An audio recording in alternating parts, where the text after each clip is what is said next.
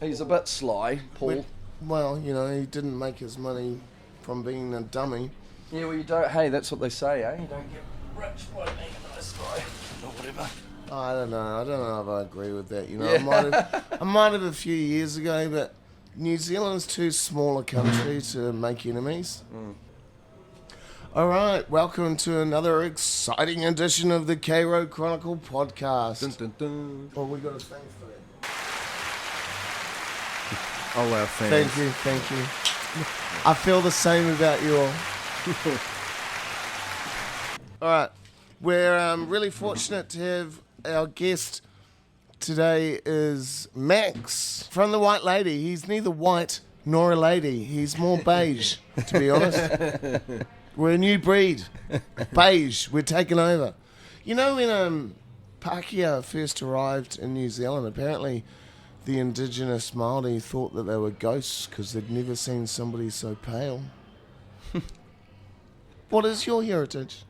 My heritage is, English on my dad's side, and my mother is Swiss descent. Oh, nice. So she's quite recent. I think my dad's side, we're about 5 generations here. We were cattle farmers that came over from near Glastonbury, and there were 4 brothers. 2 of them sort of situated themselves around Waikato and Mercer, and the other 2 sort of went down to Tauranga sort of area. Still got some family with cattle farmers down the line. That must come in handy with Burger Bar. Wow, yeah, we've got to reach out sometime. I don't know. I think they're way more successful than us lowly fast food operators, but Yeah, but you guys are legendary. I mean, the White Lady, my aunts and uncles talk about, the White Lady on Fort Street. A lot of people confuse the Newmarket pie cart as part of the White Lady franchise, but isn't that an uncle or something? Yeah, well, I mean, it's the Broadway diner. It is. It's got its own history, but it is closely related to us. It's my auntie's husband, Guy McLeod, bought it in the 60s, and they've sort of run it and they own it to this day as well. So it's still actually in the family. How many generations now? The White Lady. So White Lady, I've got a 5-year-old daughter, so she's too young to be working. Yeah, true. Although, we have train them young. Yeah. Hey, she's been on the till already a little bit. She's had a ride on the tractor, so let me know when that happens, and I'll come over with my Monopoly money to. Isn't it gorgeous having a 5-year-old daughter though? Honestly. Yeah. You get to indulge in all that stupid stuff that I'm quite excited about the new Barbie movie. It does. Yeah, so it's great to. I mean, did you kind of have a choice about getting into the family business, or because it's your sister, yourself, your mum and your dad, but there's another brother, isn't it? Can he not cook or something? We've got Zach as well. Zach. Matt, Mia, and Zach. Yeah. Your parents are very thrifty with letters, aren't they? Yeah, they're pretty cool names. No, Zach is myself and my sister are sort of heavily involved in the business. My little brother is a performer, and he's an international street performer. Performs sort of here in summer, and then he lives most of the time in Germany, in Berlin. What does he do? I guess he does everything. He's been entertaining since he was, sort of 18, I'd say. Went to circus school, ran away, joined the circus. I always wanted to do that. Yeah, he's into, it all came through the fire community or the juggling community. But anyway, he got involved into that, and just sort of blossomed from there. And now he does sear wheel, he does juggling, he does just this, that, and everything. When are we going to see him out the front of the White Lady? Yeah, he's around. I totally believe, buskers and performers, they really bring life into an area, eh? Yeah, and I'm all for that vibrancy around. I mean, street performers, street traders like ourselves, they just bring, that sort of diversity and that ease into the city. And, that is a great thing that, hopefully Ford, working with councils and everything like that, we can have more street trading, more performers allowed to do what they do, Well, there's strong evidence that shows that having a creative, colourful street performance environment actually reduces crime and increases a sense of security. Community.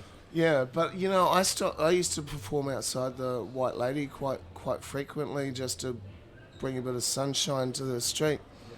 But the problem I found with it is you really don't get support.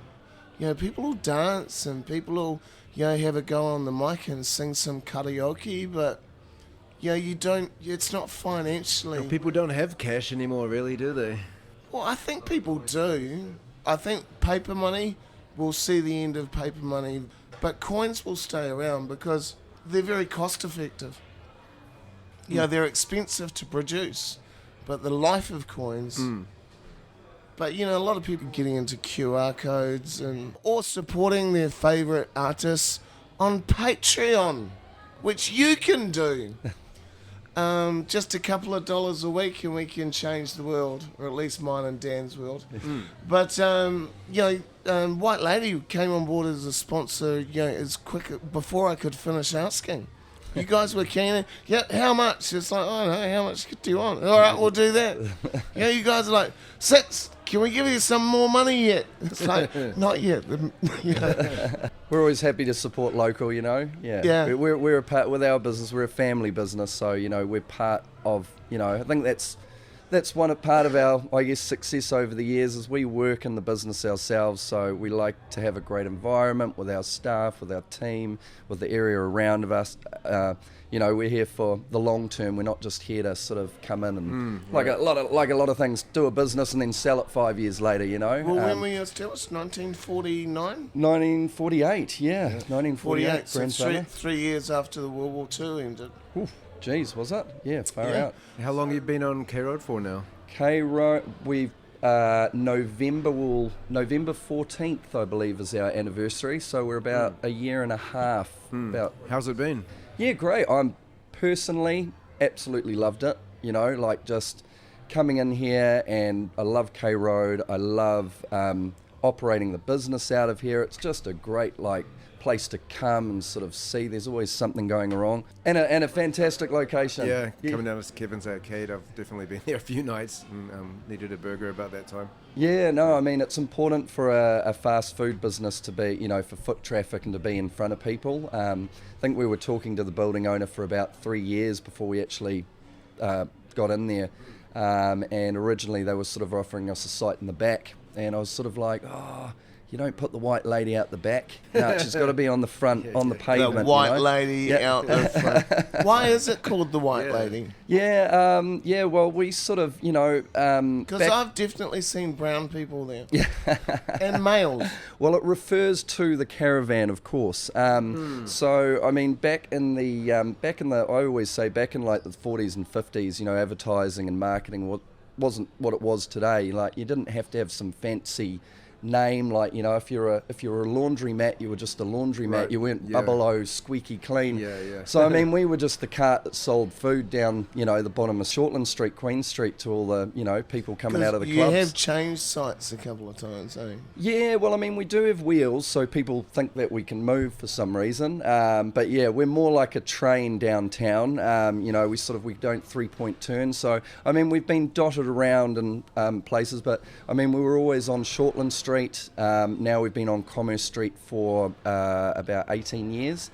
And yeah, we have been situated on different points around Commerce Street, sort of budged around. Tell me that story again. You told me a while back about, I think you were 16 and you'd gone to pick up the van and you're in the caravan and you only just had your license and you're towing it, and I think there was a cop involved. Yeah, yeah. Well, I mean, every few years, something happens in council or a building owner complains about us. So, this happens every few years. But this particular time, I was towing on the cart downtown, and I think we knew something was going on, and we were sort of being checked on due to, I think it was when the the BNZ Tower was being demolished, and the Deloitte building was going to go up in its place. Anyway, I was on the cart, and a police officer, I didn't know, he was actually behind the car. He waited for me to turn the engine on, and then as soon as I turned the engine on, he came up beside me. I guess he had to wait to, for me to start the vehicle.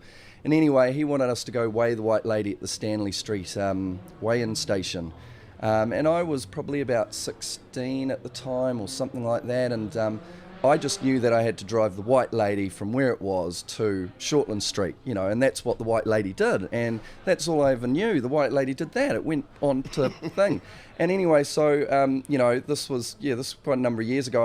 I did have a cell phone, and I called my dad while I'm sort of making it like on my way. And Dad picks up and he's like, and I'm like, Dad, a cop's telling me go to the Stanley Street weigh-in station. That's Parnell, isn't it? Yeah, just at the bottom there, just at where they weigh all the trucks. The heavy vehicle yeah. investigation it was, and they were telling, they wanted to weigh us up, and my dad was like, he was like, no, he was like, just drive it onto the motorway. He goes, just drive it onto the motorway. They'll never stop you. Just keep going, and something like that. He was so upset and angry about me being told to do by the police. But anyway, I disobeyed my dad, and I did just tow it round to Shortland Street, because that's where I knew. And as soon as I got off the tractor, they put me in handcuffs, disobeying police orders and all that. And then it was a bit of a kerfuffle, because we always have sort of a small crowd waiting for us. So all these people are like, hey, what's going on here? Yeah. He just drove in here. You're arresting this guy for driving on the white lady. Who's going to cook the burgers? Yeah. And then we sorted that all out. And we were just like, come on, guys, why couldn't you have just, made an appointment, or something, and we would have gone and weighed the truck up. So we did that, and they sort of went through it, and then, and that was that, and then it ended up being all okay in the end. So he handcuffed you and then unhandcuffed you? It wasn't, I think patrons are like, you can't do that. I think they saw reason after a little while. I was just a kid as well. It's always like, what are you doing? He's all right. What's happening here? Very funny though, seeing a tractor on the highway. Yeah. Your dad wanted you to go down that way, isn't that a minimum speed you're supposed to be at? Well, our vehicle only travels at maximum speed of 20 kilometres an hour, right, so it would have been that's top speed of the guy. But you do have K Road, Karangahape Road. Mm-hmm. There's Commerce Street, and there's the Caravan. Are there any other? When I say the Caravan, the little mobile outfit. Yeah, we got two of the little mobile ones. One sort of was always, we work with this, we do a co-op with this business called The Beer Spot. They've got sort of 5 New Zealand craft beer bars that are dotted around the city. So one of our carts just does a week at each location, and that's sort of like a full-time business. And then we've got an event cart, which you'll find at like most concerts and... Because speaking of concerts, you did the after party for... who was it recently? The Rolling Stones? Guns N' Roses? Guns N' Roses? Guns N' Roses. Oh, yeah, we got the shout out from Axel. That was pretty cool. Yeah, we did. I would have worked that gig for free, Although, I'm not going to vouch for my cooking skills, but man, you should have called me. I would have been there. Yeah. I probably wouldn't have been much use to you. I'll tell you what, it sounds like much more glamorous than it actually was. It's Did you meet the band? We didn't get to meet the band, no, we didn't get... I got to meet their production manager, and their head of security is also a Kiwi guy. I'm the production manager. Yeah, you're not Axl Rose. Or Slash. He's pretty much part of the band, though. He's he was definitely Guns N' Roses, though. I was sort of like, whoa. What about the Chats? You didn't meet the Chats? No, we were put in sort of the... sort of the back cricket ground all by ourselves. Everyone's sort of going, what are these guys doing here? And it was our job just to run burgers into the backstage room, which was pretty cool because we sort of had to go through a tunnel. There were all their trucks lined up. And then the guy was like, where's this room I'm meant to go? We're doing food for like the band. And this guy goes, you just go past the third truck on the left. If you just duck down and behind it there, walk down through the small alleyway for about 5 metres, and then you'll see a door on the left. Just open that door, go through, and then open sort of the big doors past that, and then you walk in there and there's all like the band's sort of, far too confusing. Things. Yeah, I know, but yeah, it was like the secret little trap there, and we had to sort of like crawl and run burgers through there constantly, but yeah, it was, those guys are busy and they're in and out, and I think they had to be on the plane at like, 3 in the morning. But what kind of burger does Axl like? I don't even know. We made a lot of bacon cheeseburgers. I mean, where do you eat your bacon and cheese from? Well, Do you New source Zealand. your ingredients locally? Yeah, we do. So, I mean, our cheese, we just use, we just use a mainland, oh, well, actually, we don't. Sorry, we use the competitors now down in the South Island. We slice our own Colby cheese, and our bacon is Pocono bacon. Lovely. Yeah. I'm trying not to eat pork so much anymore because not because of any religious or vegan interests. I just think pigs are really cool animals. Yeah, I think they're cool They too. just have the unfortunate position of being tasty. Yeah. Yeah. I think they're treated a lot better in New Zealand than you see overseas, though. So. What is the number one selling burger? Pretty much the one that we put on the top left, but there's a Yeah. demographic for every burger, Yeah. and over the years they've probably changed a little bit. But You know what I saw the other day, and I thought it was really cool, is instead of a burger in buns, it's like a burger wrapped in, is it lettuce leaves or cabbage leaves? Or? Yeah, we just wrap it in iceberg lettuce leaves. Yeah. Yeah, it's our gluten reduced option. Yeah, That's fantastic. So the lettuce replaces the bread. Yeah. We've never found a gluten-free bread that we would want to use as a gluten-free. It's just It doesn't taste like sand at the end. Oh, and like the texture, Yeah, they're terrible. So I mean, that's our thing. We wrap it in lettuce. It's it's a pretty painful thing when people actually request it. It's sort of like being stabbed in the heart just slightly each time. It's like, they're great. Yeah, people love them because they're fresh and sort of, it's a good What's the key to a good burger? Going to say cliche like bloody everyone, but it's fresh ingredients. Our system allows us to do everything fresh and on the spot, which is basically the key to making good burger. It's just going to be fresh and hot, and I believe food tastes better standing up. Should be eaten straight away. Oh, yeah. You'll never find the white lady on Uber Eats. Burgers should be enjoyed. I mean, I'm a big advocate for for vibrancy and nightlife and hospitality.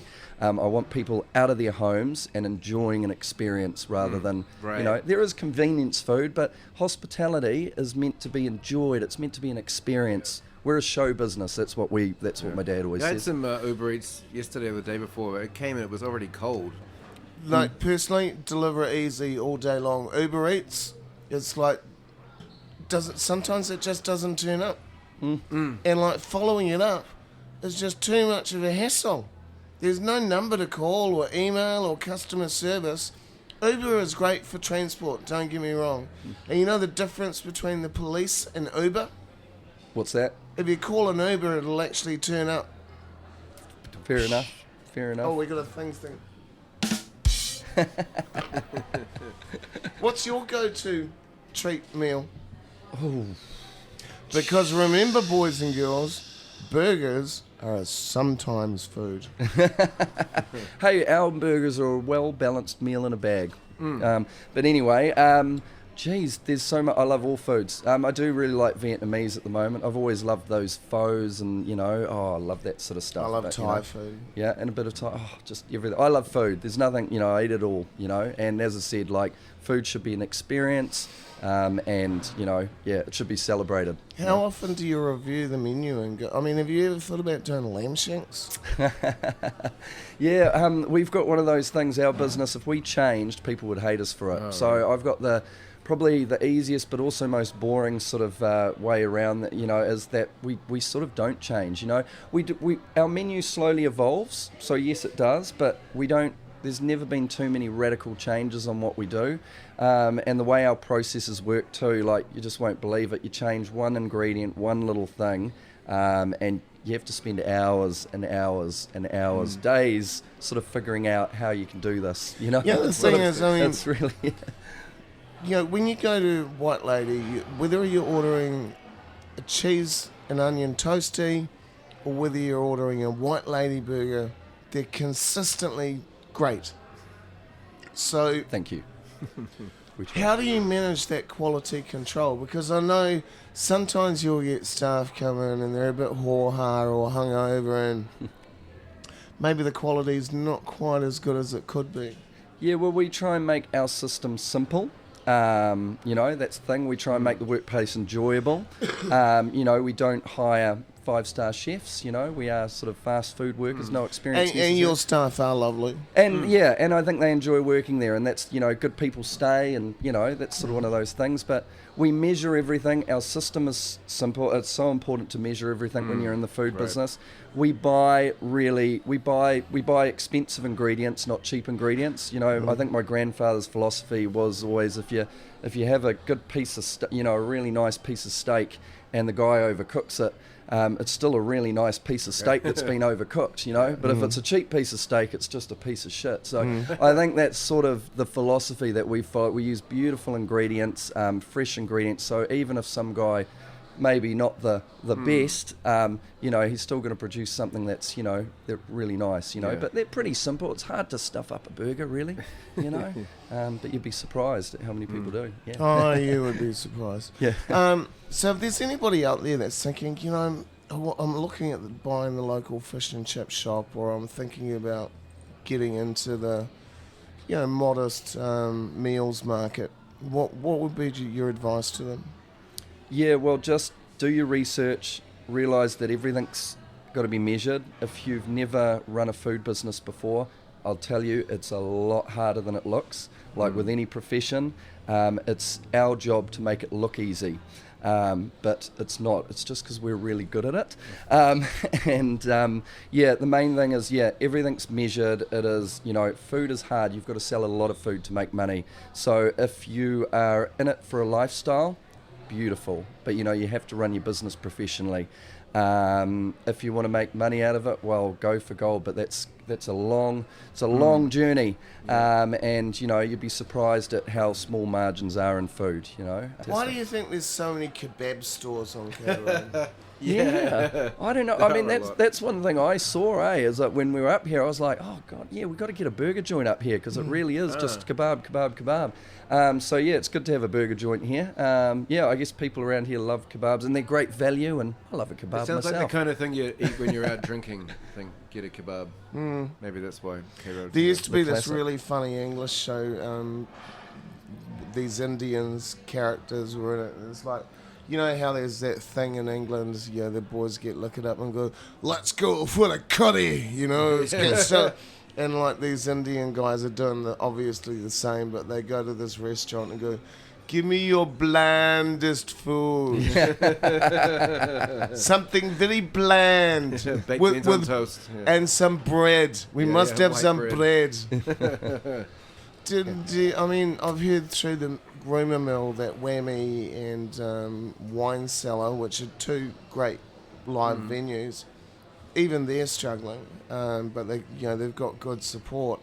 But like, you know, I think there's kind of almost a death of live music venues and performance venues. Although I do see the Love Shack are doing a comedy night, which I don't know how that's going, but I would love to see more on the road, you know. Yeah. I think it's you know, our industry, like probably a lot of other industries, staffing, having the people. Yeah. We just haven't got people there to, you know, it's really hard keeping a shop or something going all the time, you know.